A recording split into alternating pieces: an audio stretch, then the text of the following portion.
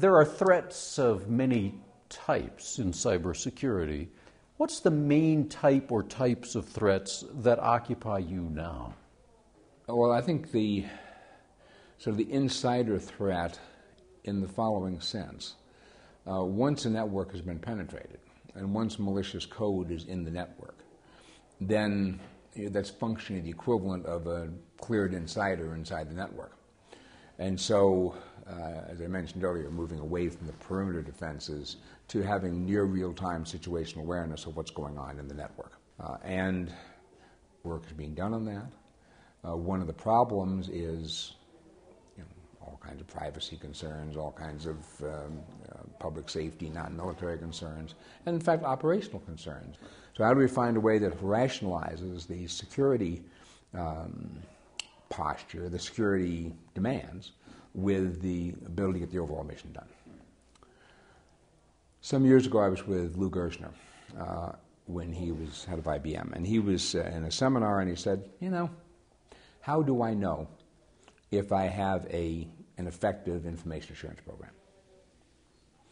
And the answer was, walk down the hall, find a random employee, ask them 3 questions. Would you know if your computer was being interfered with?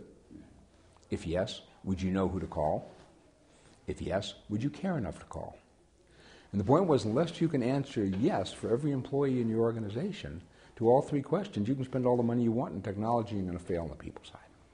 So I think that's one of the reasons why this last bullet in the cybersecurity strategy of linking innovation with the workforce is just really, really important. We've got to get people to realize that this is a serious problem, that not just for the techie geeks over here, but affects all of us frontline.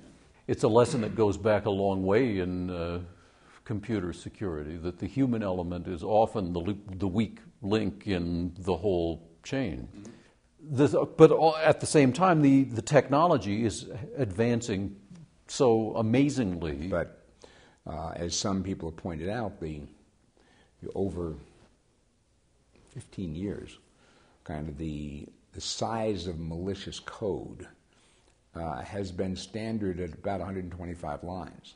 Is that right? Yeah, it doesn't. And so we're writing, so it's tiny protection codes with millions and tens of millions of lines, and the actual malicious payload is typically not that large. So how you detect the signal-to-noise ratio here isn't very good for you, and so I think that's one of the things that makes it a real challenge.